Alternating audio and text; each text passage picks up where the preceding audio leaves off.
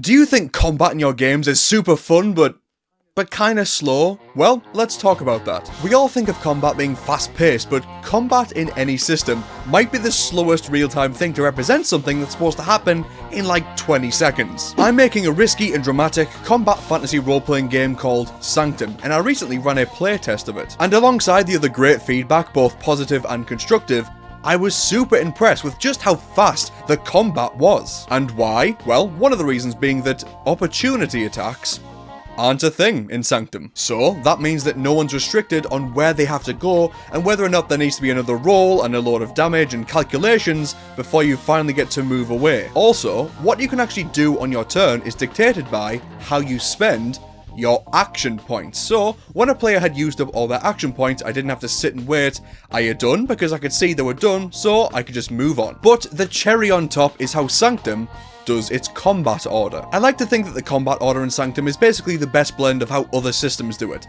And not intentionally, by the way, it was just a happy accident. I'm not trying to make a great game by Frankensteining other great games together and secretly calling it mine. And if that motivates you to jump into the comments section and point out other games that do something very similar, even though they're very different games, then spoiler alert, your favourite game is already very similar to other games. Your favourite movie is basically the same movie as every other movie, and your favourite book is the same as a bunch of other books made by 300 different authors. Sorry. So, the order of combat goes like this.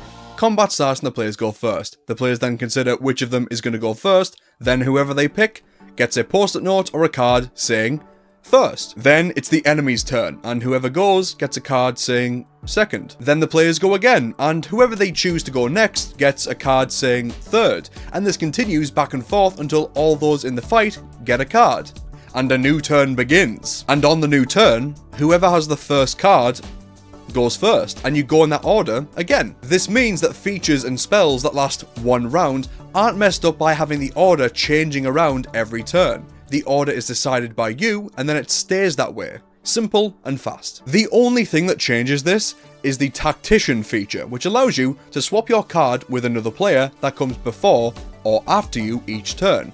That's all it does, but it has hidden potential. Is your friend hurt and is going to be attacked by the enemy stood next to them? Well, you can use this feature to swap your cards so you can act first and attack the enemy, or kill it, or do something else to help before they are hit. And like I mentioned before, you can use this to mess with the enemy.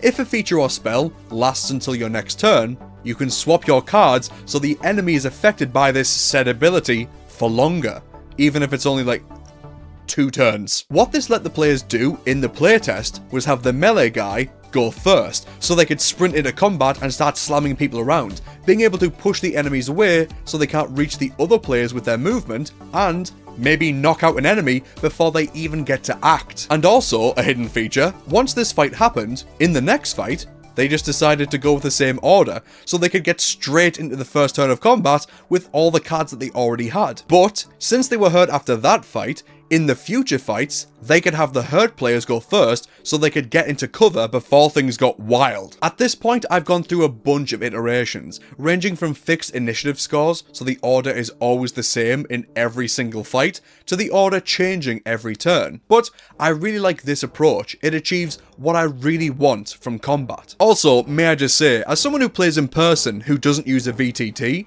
I can't just grab an online map, which means I have to resort to expensive map packs, or dungeon tiles, or just naff looking graph paper. If you're like me and you love to run grid combat, then you probably have this problem too. But if you do, I have the solution. Snowy's Maps have absolutely treated me recently when they sent me a copy of their newest map book, with this one being focused on urban designs. These sort of map books are the incredibly handy and accessible alternative for maps in your sessions. They're dry erase, they look great, and you don't have to spend hours beforehand crafting maps. As someone who loves to dive into combat and make combat fast-paced, you can just place one of the many maps in these books on the table, and there you go, right into combat in seconds. Also, I have to admit, I was super surprised by the forest book that I got before, because I have other map books, and these books have nearly double the maps that my other map books do. I honestly use these every session, and for someone who has like one map that's remotely town or city themed,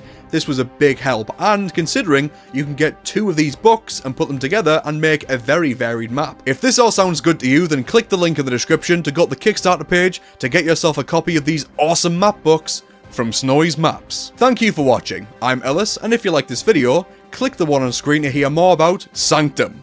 I love you all, and I'll see you next Saturday.